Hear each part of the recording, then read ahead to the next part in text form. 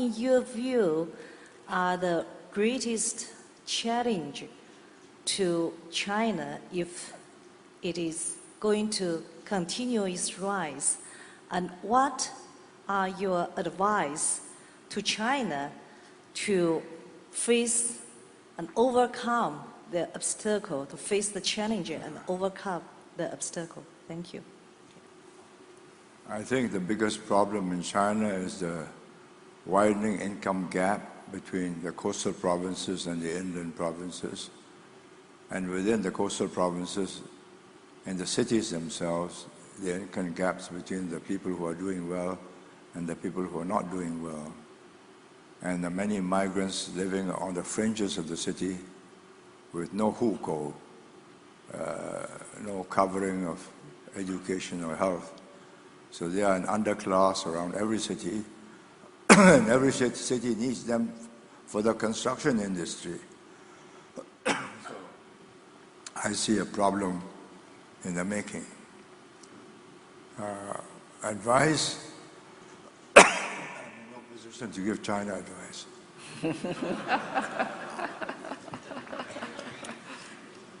Or perhaps you give it behind the scenes rather than in front of 400 people. You know the problems of China better than I do. Very good.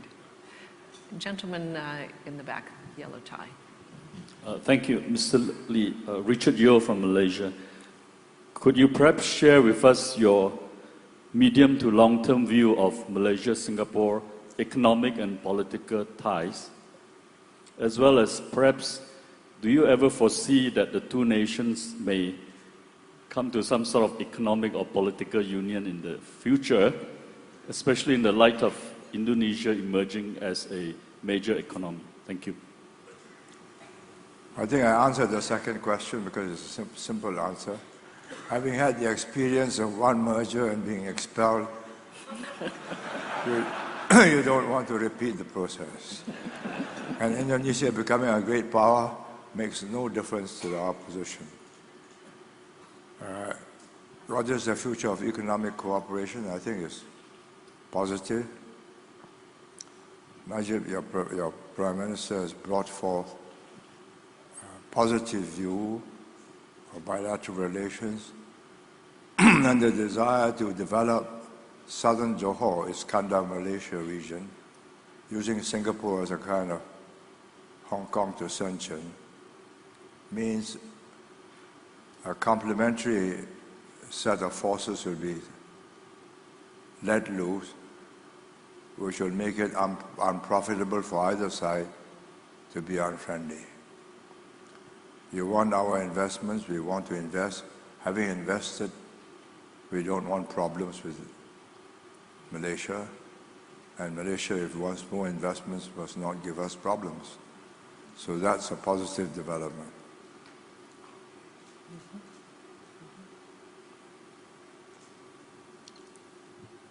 There's a gentleman there, and then we'll go to the one in the middle. Mr. Lee, those of us who come to Singapore often and for many years are astonished by the city and how it's developed. It really is astonishing. And if we look through the next 10 years,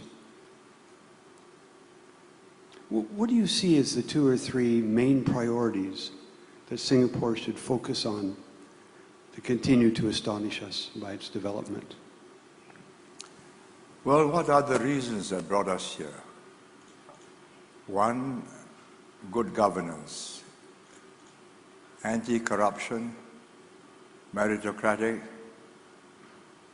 and pragmatic.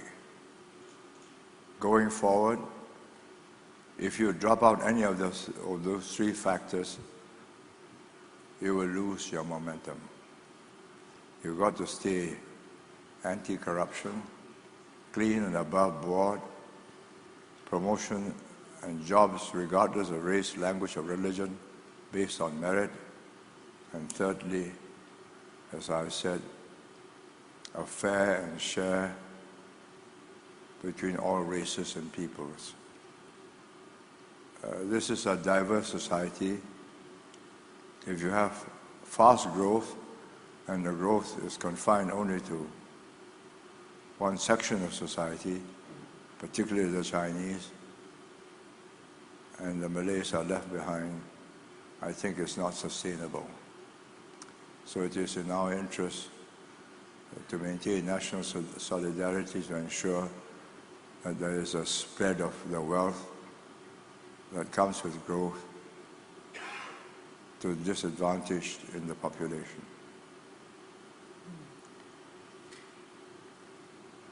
I think Singapore could give some lessons to some of the African countries in the Middle East who are trying to achieve this Arab Spring with racial differences being undercutting a lot of the political discussions that are going on.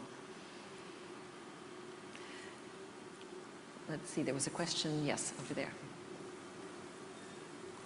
My name is Pongsak Kuntakul from Sin of Chulalongkorn University, Bangkok, Thailand. I have one simple question. I come from a different generation. I read so much about Your Excellency, so I would like to know what sort of thing you like Thai people and ASEAN community to remember you. Thank you. I have no desire to have them remember me, and no desire to have them particularly remember me for anything. I've got a job to do for Singapore, which is to maintain growth, and a fair distribution of the growth and good governance, and to maintain good relations with our neighbors. That's my duty, and that's what I've been trying to do. And I think many of us would say Singapore is your legacy. We're all enjoying it. Yes, sir. Ma'am, Zainal from Temasek. Earlier today, we had lessons in history and geography in the exchange between Professor Kishore Mahbubani and Honorable Mr. Howard. That was in the context of Australia in Asia. But I'd like to ask you a question on the question of history and geography, but in the context of Singapore's relations with its immediate neighbors, emerging China and India, and America.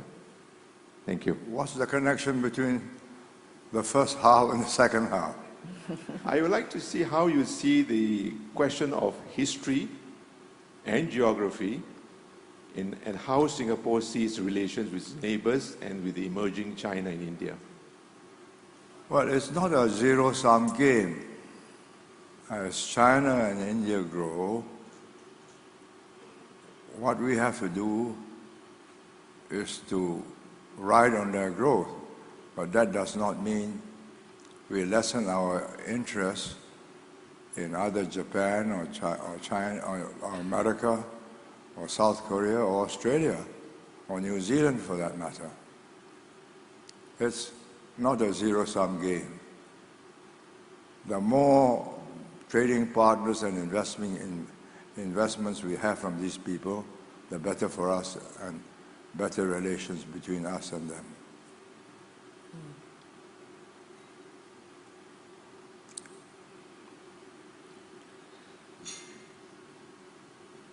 Queries? Perhaps I could follow that last thought. It is striking that Singapore does have such positive relations with all of its major neighbors, trading partners. And when you think about other much larger Asian countries, be it Japan or China or Russia for that matter, they have very few friends in this historic sense. Is it easier for a small country to have positive relations on all sides than it is for a very large country like those with the history they have to develop a cohesive relationship? And I think that's what China wants to do, and so does India. But there are rivalries between them which cannot be ignored. Between China and Russia, I think there's very little conflict of interest now. They've settled the borders across the Amur River. I'm not sure if that's the end of the story, because the Russians have co-opted large parts of Siberia, which used to belong to China. Their population is not growing, and the Chinese population is moving in there doing business. So demography will create a problem later on. As for India and China, I told you about the northern borders. It will not be settled for a very long time. So big countries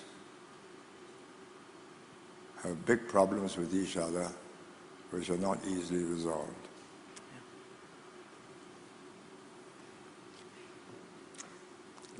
Any other questions out there? I think you may have answered the audience's questions. They've certainly ranged far and wide, from nuclear weapons to problems in Africa to the future of Singapore. And I think we've all benefited greatly from your advice and understanding of all of these things. And on behalf of the audience, and certainly on behalf of myself, thank you so much for giving us this opportunity to ask those questions. Thank you.